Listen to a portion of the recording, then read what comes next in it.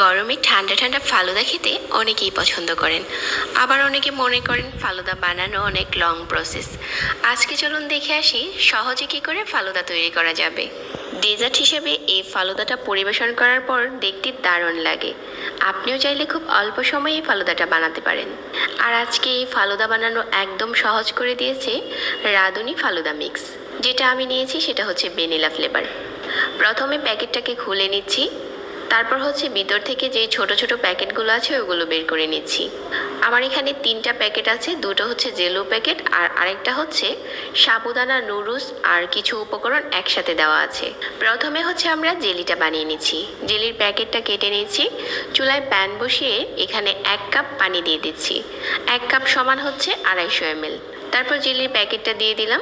চুলাটাকে ধরিয়ে দিয়ে মাঝারি আঁচে জাল করতে হবে 5 মিনিট। 5 মিনিটের কম সময় যদি আমরা এটা জাল করি তাহলে জেলোটা ভালো করে জমবে না। আপনাকে 5 মিনিটই জাল করতে হবে মাঝারি আঁচে। যে বাটিতে জেলোটাকে সেট করবেন ওই বাটিতে ঢেলে নিতে হবে, আর এভাবে করে রেখে দিতে হবে ঠান্ডা হওয়া আগ পর্যন্ত। ঠান্ডা হওয়ার পর এটা ফ্রিজে রেখে দিতে পারেন। একইভাবে আমি লেমন ফ্লেভারের জেলুটা তৈরি করে নিচ্ছি। 250 ml পানির মাঝে প্যাকেটটা দিয়ে মিডিয়াম আছে 5 মিনিট জাল করে আরও একটা বাটিতে ঢেলে নিচ্ছি যাতে কাটতে সুবিধা হয়।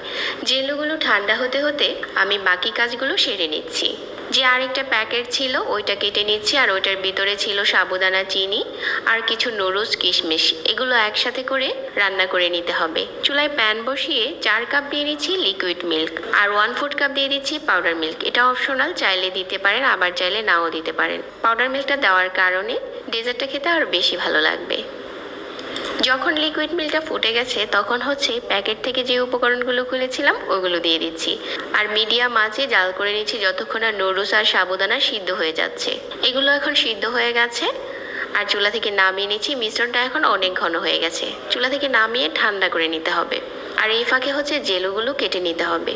একইভাবে আমি 2 কালারের জেলু কেটে নিয়েছি। ফালুদার এই মিশ্রণটা ঠান্ডা হওয়ার পর আরও কিছু ঘন হয়ে গেছে, দেখতে এখন ঠিক এরকম আছে। এ পর্যায়ে হচ্ছে একটার মতো কলা কেটে দিয়ে দিচ্ছি আর দিয়ে দিচ্ছি আনার। জেলুগুলোও দিয়ে দিলাম। ফলটা এখানে যার যার পছন্দ অনুযায়ী নিতে পারেন, চাইলে যে কোনো ফল অ্যাড করতে পারেন। এখন সবগুলো উপকরণ নেড়ে চেড়ে মিশিয়ে নিচ্ছি। আজকের ফালুদাটা একটা বাটিতে সেট করছি। রোয়াবজা দিয়ে কিছুটা জেলি দিয়ে দিচ্ছি আর উপর থেকে ঢেলে দিয়ে দিচ্ছি। পরিবেশন করার আগে উপরে আরও কিছু জেলু, বাদাম কুচি, কিশমিশ আর হচ্ছে একটা চেরি দিয়ে সাজিয়ে দিয়েছি।